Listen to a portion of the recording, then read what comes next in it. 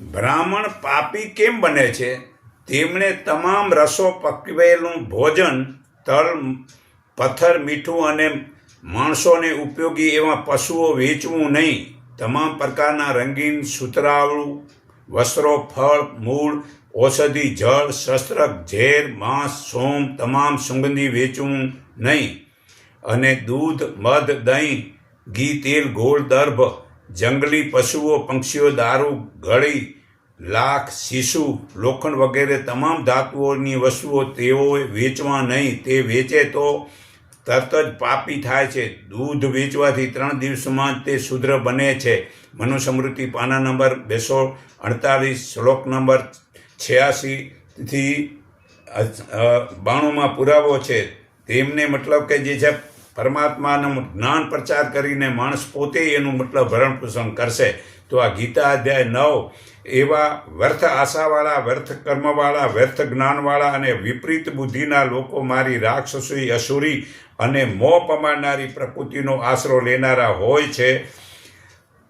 અસુરી પ્રવૃત્તિવાળા મનુષ્યો પ્રવૃત્તિ શું છે અને નિવૃત્તિ શું છે અને શું કરવું યોગ્ય છે અને શું ન કરવું યોગ્ય છે જાણતા નથી. તેઓ પવિત્રતા, સદાચાર કે સત્ય પાલન હોતા નથી. તેઓ કહે છે કે આ જગત અસત્ય, આધાર વિનાનું અને ઈશ્વર વિનાનું છે. કેવળ સ્ત્રી પુરુષના સંયોગથી જ તે ઉત્પાદન થયેલું છે. તેથી કેવળ વિષયો ભોગમાં જ સિવાય તેનો બીજો શો હેતુ હોય.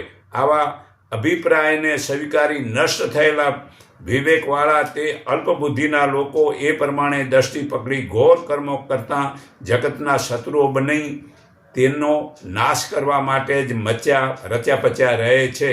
દંભ, અભિમાન અને મદથી ભરેલા તે લોકો પૂરી ન કરી શકાય એવી કામનાઓનો આશરો લઈ મોહથી ખોટા આગ્રહ પકડી ખોટા પાપાચરણમાં પ્રવૃત્ત રહે છે.